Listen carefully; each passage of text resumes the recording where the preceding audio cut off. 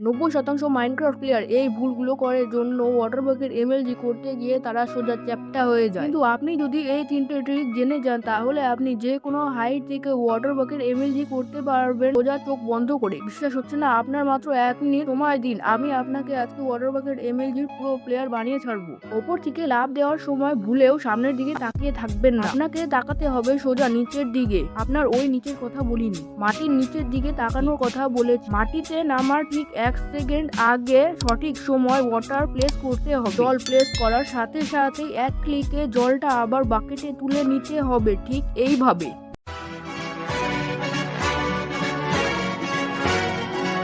যদি এটা স্পিডে করা যায় তাহলে দেখতে এটা এরকম লাগবে।